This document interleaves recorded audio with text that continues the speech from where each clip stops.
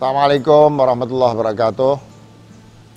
Alhamdulillahirrabbilalamin. Wassalatu wassalamu ala asyrafil anbiya'i wal mursalin wa ala alihi wa sahbihi mayamin. Allahumma salli ala Muhammad wa ali Muhammad.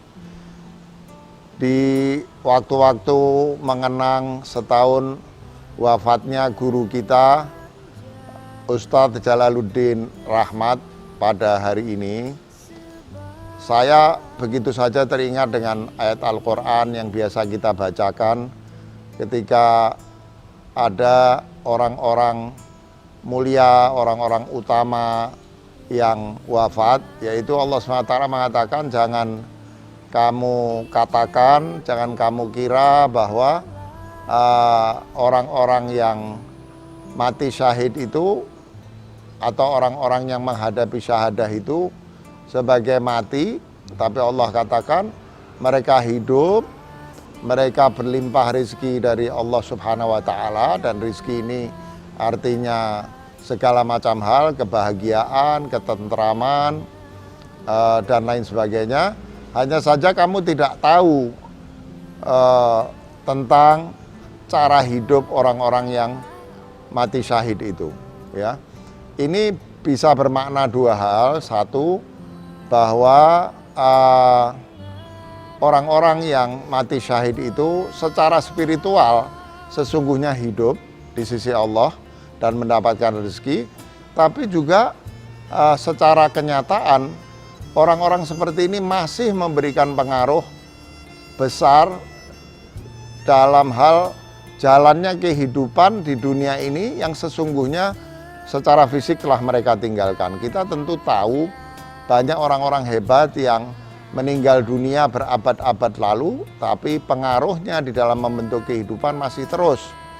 Salah satunya tentu Imam Hussein yang mengalami syahadah di Karbala, yang syahadah itu memberikan ilham yang luar biasa dan melahirkan banyak revolusi di dalam kehidupan kita.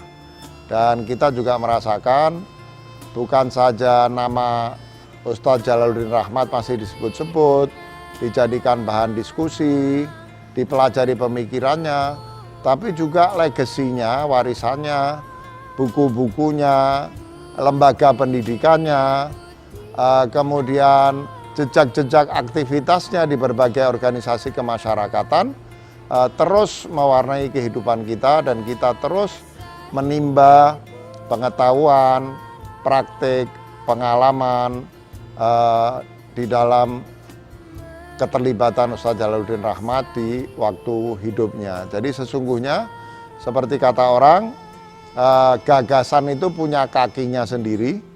Begitu gagasan yang baik dikeluarkan dari seseorang, dia akan berjalan sendiri. Bahkan ketika yang mengeluarkan gagasan itu sudah tidak berada bersama-sama kita sekarang ini. Itulah yang betul-betul saya rasakan. Mudah-mudahan Allah SWT terus melimpahkan rezeki kepada almarhum Ustadz Jalaluddin Rahmat, dan juga melimpahkan rezeki kepada kita yang terus bisa belajar dan menimba ilmu jejak-jejak Ustadz Jalaluddin Rahmat untuk kebaikan kehidupan kita yang masih diberi kesempatan oleh Allah SWT hidup di muka bumi ini. Demikian sekadar kesan saya. Terima kasih. Assalamualaikum warahmatullahi wabarakatuh. Jemput malaikat maut,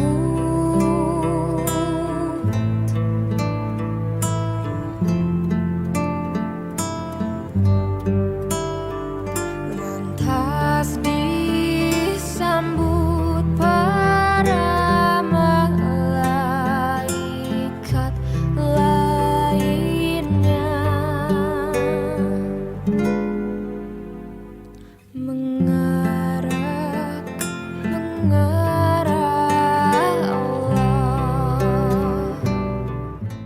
Sekarang pemirsa, kita akan mendengarkan yang pertama mungkin dari Teh Afifah dulu. Sepanjang perjalanan ini sehingga Teh Afifah berada pada kondisi yang sekarang, apa yang masih terasa ada sentuhan Allah Yarham pada diri Teh Afifah? Silahkan ceritakan Teh Afifah. Bismillahirrahmanirrahim. Sebelumnya saya terima kasih sekali sudah diizinkan untuk hadir dalam rangkaian acara haul mengenang Allahyarham Ustadz Jalaluddin Rahmat dan ibunda tercinta Ibu Ais. Saya sebenarnya terharu sekali. Jadi sebelum saya menjawab, saya izinkan cerita sedikit dulu ya. Kira-kira seminggu yang lalu saya bermimpi seolah-olah saya hadir dalam haul pertama ini di rumah Ustadz Jalaluddin Rahmat di Jalan Kampus, dan di mimpi itu ibu hidup gitu, masih ada gitu. Jadi yang meninggal Allahyarham Ustadz Jalal. Jadi saya memberikan bela sungkawa, kemudian memeluk beliau, dan di situ ada rasa kesedihan yang mendalam gitu ya. Sampai akhirnya terbangun, rasa sedih itu masih terasa gitu, seperti saat pertama kali saya mendengar kabar kematian beliau 1 tahun yang lalu gitu ya. Jadi rasa sedih itu masih ada. Kemudian hari itu karena kebetulan saya juga ada acara pertemuan dengan guru ngaji saya setiap minggu biasanya ngaji sorogan kitab Masnawi Rumi gitu ya dengan salah seorang guru di sini. Kemudian di sela-sela itu saya menyampaikan mimpi saya itu, dan beliau dengan setelah memberikan berbagai penjelasan, beliau berpesan kepada saya, Anda harus tahu bahwa insya Allah Allahyarham sekarang sedang bahagia karena Anda sekarang sedang mengkaji Rumi gitu, bahwa Rumi adalah salah seorang tokoh sufi yang yang sangat mencintai perdamaian gitu, yang mengusung nilai-nilai perdamaian. Kemudian setelah saya tiba di rumah, kemudian saya merenungkan kembali. Saya menarik juga kenapa beliau mention itu gitu ya, mention tentang Rumi ini gitu. Saya menarik juga. Beliau memang peneliti kajian Asia Tenggara dan tahu beberapa tokoh, tapi mungkin tidak sedalam mengenal langsung gitu ya. Tapi beliau bisa seperti memahami bagaimana arah pemikiran Allahyarham gitu ya. Nah, kemudian saya merenungi di situ, dan akhirnya saya merefleksi ke dalam diri perjalanan saya sekitar 10 tahun ke belakang. Saya kemudian mengenal Rumi dan mempelajari karya-karya Rumi. Mungkin salah satunya juga adalah berkat terilhami oleh Allahyarham Ustadz Jalaluddin Rahmat. Misalnya Ustadz Jalal memang secara tidak langsung memang tidak menulis satu buku tentang Rumi misalnya, tetapi hampir di semua buku-buku tasawuf beliau, ada sekitar 20 mungkin atau lebih, itu hampir semuanya, misalnya pada buku The Road to Allah ini banyak menceritakan tentang permisalan yang digunakan dalam cerita Rumi gitu ya. Kemudian juga di dalam buku Jalan Rahmat juga beliau banyak mengutip cerita-cerita tentang Rumi. Jadi saya merasa di situ ada merasa terkoneksi gitu ya, bahwa mungkin gitu ya, walaupun dulu saya ketika pertama kali mempelajari Rumi mungkin tidak nawaitu saya mengikuti Allahyarham gitu, tapi dalam perjalanannya ternyata perlahan-lahan itu apa yang saya baca dari buku beliau menyampaikan saya kepada perjalanan saya hari ini gitu. Menurut saya kembali ke tadi pertanyaan awal Kang Rizky, bagaimana interaksi atau kesan-kesan saya dengan Allahyarham dan Ibunda Ais. Mungkin seperti teman-teman juga ya, banyak sekali ya kesan-kesan, tapi mungkin bisa dilihat dari dua hal, bahwa beliau sebagai seorang kepala sekolah pada saat itu, pada saat tahun 96-98, saya salah satu siswa SMA Plus Mutahari ya pada saat itu. Dua hal penting yang selalu saya ingat dan sampai sekarang saya bawa kemana saya pergi gitu ya. Dua hal pesan penting beliau, yang pertama adalah sikap inklusif gitu ya, pandangan inklusif. Itu yang saya sangat rasakan sekali gitu ya, pesan beliau ini.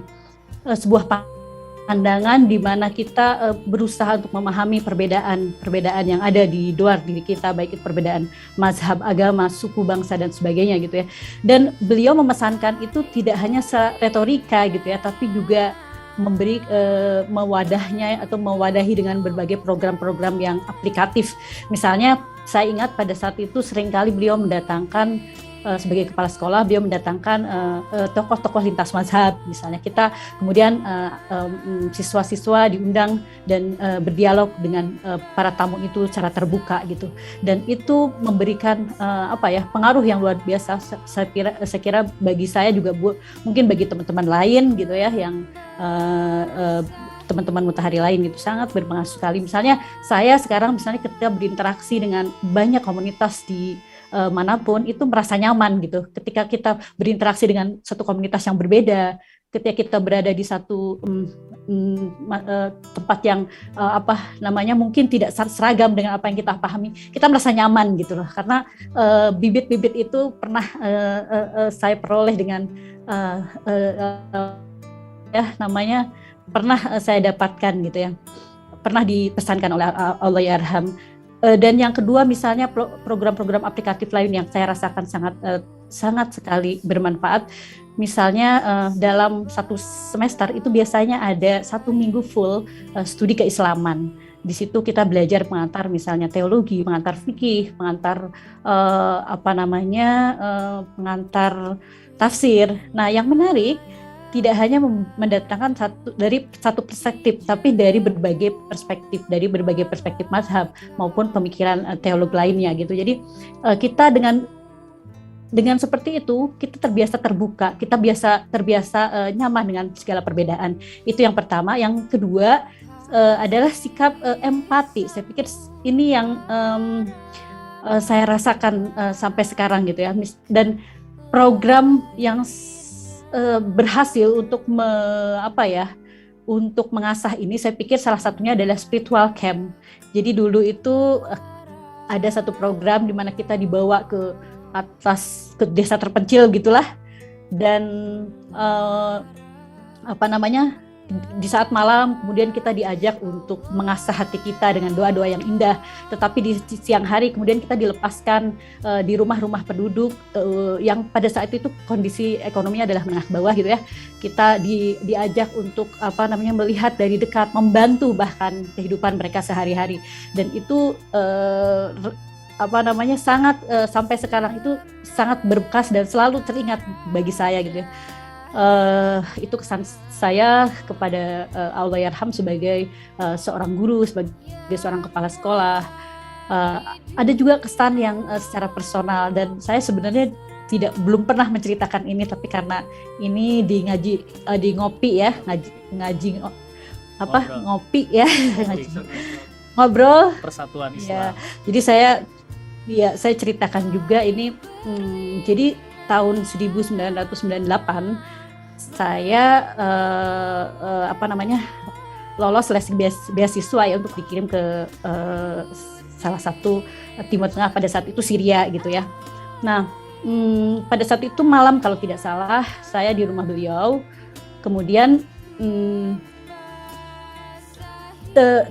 itu setelah kerusuhan kalau tidak salah. Jadi ada jadi harga dolar itu melambung sekali, dari yang 2.500 sampai 16.000 kalau nggak salah. Dan sementara beliau tetap ingin konsisten, tetap ingin dengan perjanjian awal bahwa saya tetap harus dikirim gitu ya. Berarti itu kan dari anggaran awal yang $1 2.500 sampai 16.000 itu ada kenaikan yang cukup besar gitu loh. Jadi sangat tidak rasional gitu. Tetapi pada saat itu beliau sampai berpikir, bagaimana kalau saya menjual mobil pribadi saya gitu. Itu sampai sekarang saya masih ingat ya, walaupun akhirnya karena saya tidak dapat visa ya, saya tidak jadi ke Syria, tapi perjalanan titik balik itu justru yang banyak mempengaruhi saya gitu ya. Bagaimana komitmen beliau terhadap pendidikan, komitmen beliau untuk membantu pendidikan gitu ya, untuk terus berada di pendidikan, karena pendidikan itu kan seperti kemiskinan, pendidikan itu kan seperti mata rantai yang terus akan berputar. Tapi kalau itu bisa dipotong, maka akan lahir generasi-generasi baru yang sangat melakukan banyak perubahan gitu. Saya pikir dan satu lagi mungkin ya, punten ini nanti Silakan, saya Mbak. kepanjangan. Silakan. Satu lagi adalah mungkin cerita dari kakak saya. Kebetulan abah saya pada saat itu meninggal ya. Saya sedang masih di sini, masih di Teheran gitu. Saya tidak bisa pulang. Nah, pada saat itu ayah saya meninggal menjelang maghrib gitu. Ayah saya menjelang maghrib. Ayah saya adalah seorang guru ngaji kecil di sebuah kota kecil lah. Bukan seorang tokoh, bukan seorang yang ternama gitu. Tetapi begitu kabar ayah saya meninggal itu, Ustadz Jalal dan ibu itu langsung hadir, langsung ada di dalam di acara pemakaman. Karena ayah saya dimakamkan setelah Isya gitu ya. Saya diceritakan kakak saya itu sampai sampai terharu gitu, karena dari rumah ke pemakaman itu melewati pematang sawah, kemudian gelap gitu sampai ibu Jalal itu sempat jatuh, tapi itu luar biasa sekali gitu loh. Itu suatu hal yang tidak bisa dilakukan oleh setiap orang gitu. Ke tempat pemakaman seseorang yang tidak dikenal siapa-siapa, tapi beliau hadir ada di sana gitu, dan malam hari juga gitu. Itu luar biasa. Dan kenangan mungkin saya dengan kalau Bu Jalal, salah satunya adalah Bu Jalal sering mengirimkan sauran gitu kepada anak-anak kos. Itu yang, dan sebenarnya banyak sekali sih kalau kita diceritakan mungkin nggak habis satu buku, tapi salah satu yang saya selalu ingat itu beliau selalu membuat sauran ya di bulan puasa untuk anak-anak kos yang tinggal di sekitar rumah beliau. Begitu dulu dari saya, mungkin terlalu panjang, mohon maaf. Mangga Kang Rizky balik punten kalau. Baik. Terima kasih Mbak Afifah, luar biasa. Cerita beliau itu membawa mungkin para alumni pada waktu-waktu ketika SMA dulu ya, jadi mengenang lagi, nostalgia lagi bagaimana kebaikan-kebaikan Allah Yarham. Beberapa hal yang saya catat, pertama yang mengubah Mbak Afifah diantaranya adalah menanamkan sikap-sikap inklusif di SMA Plus Mutahari tentunya, kemudian pendidikan empati mungkin yang saya tangkap yang sangat membekas, dan tidak hanya sebatas diajarkan di kelas dalam program-program, tapi beliau sendiri pun memberikan keteladanan kepada murid-muridnya. Tadi ada beberapa contoh yang dihadirkan. Terima kasih Mbak Afifah. Saya ingin ke Mas Alfa Haga, tentunya memiliki pengalaman yang berbeda. Apa yang diubah Allah Yarham Kiai Haji Jalaluddin Rahmat yang dirasakan oleh Mas Alfa Haga? Silahkan Mas. Ya, terima kasih Kang Rizky. Assalamualaikum warahmatullahi wabarakatuh. Waalaikumsalam warahmatullahi wabarakatuh. Ya, terima kasih. Langsung saja saya sampaikan, saya kalau mengenang Allah Yarham Pak Jalaluddin Rahmat itu, saya bisa simpulkan ada di dua universe gitu ya, bahasa anak sekarang. Jadi yang pertama universe saya ketika SMA, saya di sekolah Mutahari, dan universe saya ketika kuliah. Kebetulan saya S1 mengambil ilmu komunikasi, dan ya mungkin bukan kebetulan, dua-duanya adalah salah satu major yang juga Allah Yarham ini dalami gitu ya. Di SMA ini Kang dan semuanya, saya banyak menyadari betapa efek dari menuntut ilmu di SMA Plus Mutahari itu banyak saya rasakan ketika bertumbuh dewasa. Ketika waktu SMA ya, saya mah anak belasan tahun yang masih bodoh lah gitu ya, tahunnya cuma main dan lain-lain. Cuman ketika saya bertumbuh dewasa tanpa sadar, ternyata itu berefeknya jauh setelah saya bertumbuh dewasa dan setelah saya memiliki lebih banyak kematangan. Saya setuju sekali dengan yang disampaikan oleh Teh Afifah, inklusivitas. Kemudian juga kita dibiasakan untuk terbiasa dan menerima berbagai jenis perbedaan. Saya masih ingat kalau kita setiap siang sholat zuhur berjamaah kan ya gitu. Sangat dibiasakan sekali kita ini menyaksikan berbagai macam jenis sikap sholat gitu. Dan tidak ada yang mempermasalahkan, tidak ada yang membahas, tidak ada yang bilang kalau itu salah, ini benar gitu. Sedemikiannya kita terbiasa dengan perbedaan itu. Kalau kita bandingkan dengan zaman sekarang yang kita sangat mudah sekali terpolarisasi, itu saya jadi bersyukur gitu bahwa justru saya malah heran orang di zaman sekarang mudah sekali untuk meng-highlight perbedaan-perbedaan dan memperdebatkan hal tersebut. Sedangkan saya justru melihat hal-hal seperti itu adalah hal-hal yang aneh. Ngapain sih? Saya di SMA aja, waktu di SMA saya tuh melihat berbagai jenis perbedaan. Dari sikap sholat, dari puasa, dari cara berpikir. Dan itu kita semua bisa hidup rukun dan hidup harmonis gitu. Tidak ada masalah, bersahabat, berinteraksi, sampai detik ini bersilaturahmi. Di SMA saya kira itu salah satu yang sangat membekas di tempat saya. Dan beranjak ke universe ketika saya kuliah, saya baru sadar ketika saya kuliah di Fakultas Ilmu Komunikasi, ketika saya masuk sebagai mahasiswa pertama kali di Universitas Padjadjaran, beliau ini, Allahyarham ini ternyata sudah legend di situ. Pak Jalaluddin Rahmat is a legend, communication science legend. Dan saya di situ berpikir, wow, oke. Pak Jalal itu kan ya, waktu SMA ya saya sering ketemu, walaupun mungkin interaksinya nggak kenal dekat gimana, enggak, cuman saya surprise ketika di kampus itu beliau sangat luar biasa dihormati dan he is really a living legend. Dan ketika saya di kampus kuliah, saya belajar ilmu komunikasi. Di sini saya melihat satu sisi yang sangat saya kagumi dari Allahyarham, adalah kecintaannya terhadap ilmu pengetahuan. Allahyarham ini saya lihat semakin saya besar dan dewasa, beliau itu bisa sosok yang dia bisa menggabungkan agama, kemudian ilmu pengetahuan itu menjadi sangat harmonis, sangat-sangat saling komplementer dan saling melengkapi satu sama lain. Sehingga kalau saya mendengarkan paparan beliau atau mengingat lagi paparan-paparan beliau di masjid atau mungkin di ruang-ruang kelas ketika kuliah tamu, kuliah umum,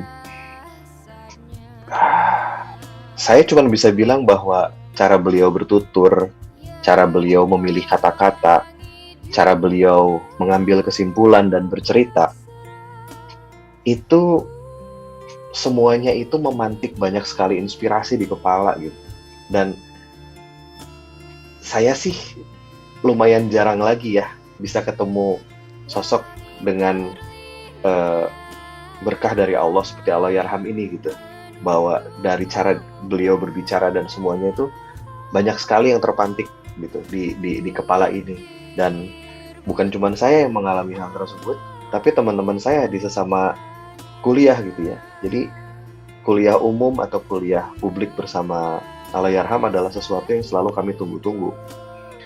Itu adalah interaksi ketika kami bertemu langsung. Belum lagi ketika saya menyadari bahwa beliau punya satu buku masterpiece. Actually saya sebenarnya dua ya masterpiece beliau yang menurut saya. Satu judulnya Psikologi Komunikasi dan satu lagi adalah Retorika Modern. Buat saya buku Psikologi Komunikasi itu kayak bisa dikatakan mungkin dalam tanda petik kitab sucinya anak komunikasi gitu. Padahal beliau sudah menerbitkan buku itu kan sebenarnya sudah cukup lama. Tapi saya baca sampai hari ini, entah kenapa, nggak tahu ya, ada sesuatu di dalam kata-kata yang ditulis di dalam bukunya tuh yang selalu relevan gitu. Saya kalau ingin tahu teori komunikasi apapun, saya always come back ke buku itu. Dan kembali lagi, cara beliau bertutur di dalam buku, cara beliau menarik kesimpulan, cara beliau storytelling di dalam buku itu sama seperti ketika beliau juga menyampaikannya secara langsung. Jadi saya nggak ngerti ada apa gitu ya dengan ini, cuman saya merasa beliau selalu ada ketika saya membaca buku itu. Dan idenya kalau menurut saya sangat-sangat saya cuma bisa bilang ahead of its time gitu. Saya baca buku itu di tahun 2003, tapi kok sampai sekarang 2022 itu semua masih relevan. Saya nggak ngerti apa yang ada, dan itu makanya saya selalu bilang, he is a living legend. Dan one of his masterpiece itu adalah di dalam ilmu ini adalah psikologi komunikasi. Sampai detik ini, teori-teori komunikasi yang beliau tulis, yang beliau cuplik dari berbagai macam science, dari berbagai macam journals, dari berbagai macam ahli dari Amerika, dari Eropa, yang kemudian beliau kemas dengan sedemikian sederhana tapi tetap mendalam sehingga kita bisa memahaminya, itu sampai sekarang masih sangat relevan, Kang Rizky. Jadi kalau bisa disimpulkan kembali tadi spiritnya sama, setuju. Saya justru aneh malah dengan orang-orang yang meng-highlight perbedaan-perbedaan, karena saya sadari bahwa Mutahari mendidik saya untuk tidak mempermasalahkan itu semua. Justru kita malah merayakan perbedaan-perbedaan itu. Dan yang kedua adalah ketika saya di kampus sampai sekarang, saya betul-betul melihat suatu sosok atau panutan, role model yang bisa memiliki balancing yang sangat bagus dari sisi agama dan ilmu pengetahuan yang sangat baik. Dan itu dielaborasi sedemikian rupa sehingga menjadi sesuatu yang sangat menginspirasi, baik dari sisi spiritual maupun dari sisi kognisi dan afeksi. Ya, kita semua sangat kehilangan dia, Kang Rizky. Beliau Allah yarham ini. Saya kira itu, Kang. Terima kasih. Allahumma sholli ala sayyidina Muhammad wa ala sayyidina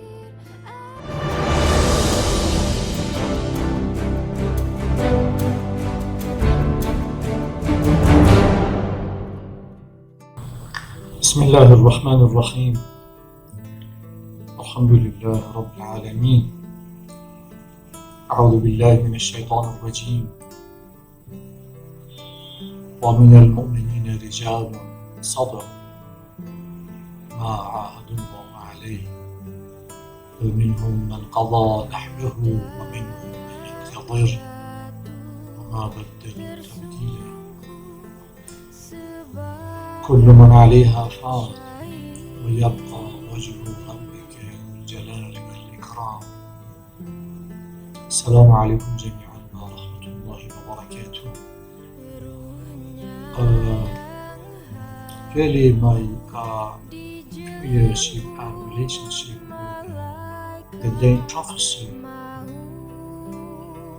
Abdullah, Professor Ustad Jalal, dates back to at least 30 years ago. He came to Khurasan, to Mashhad, to have a meet with the greatest philosopher of the East, Abdullah Jalal Ashtiani. He was the first and the oldest and greatest philosopher of the world at that time. At that time, I was in charge of the Department of English in Islamic Razak University, and the professor was not familiar with the Persian language, so I was at his service. In those days, that was the first years of the establishment of Mutahari Foundation. He had came to Mashhad with some of the members of foundation, and we have prepared a specific session to the Chancellor of the University, Ayatollah Rizazadeh. Really, that meeting is very deep and purposeful remarks to the Chancellor, which I translated. It attracted my heart with the speech, and really he made me fall in love with him. I found him a very good example for perfect men. A good example of a perfect human being, a man with a great personality, a scientist and a believer in the Quran and prophetic teachings, a humble scientist an expert ideation and theorist, a great and awakened mystic, and the struggling master and mujahid fi sabilillah, really, and a very sincere and calm friend of mine, a very good friend of mine he was. A few years ago, he was appointed as the member of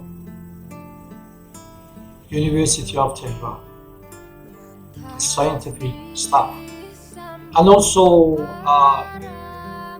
as a member of editorial English magazine of the University of Tehran under the title of Contemporary Research on Islamic Revolution. I express my warm and deep, sincere condolence to the family of Jalal, to Jalal's friends, his disciples, to the lovers of that glorified morality of Jalal Ustad, and specifically to my dear and loving and honorable brother, Mr. Miftah. The anniversary of the ascension of the beloved Ustad. I hope he prays for us in the heaven. We hope so. And I hope that flag of guidance and training of the teachings of Ahlul Bayt that was waving many years by Ustad, we hope that flag will now be raised by his eldest son and his family, Mr. Miftah. اللهم اغفر اللهم ارزقه فصيح جناتك يا رب العالمين. والسلام عليكم ورحمة الله وبركاته.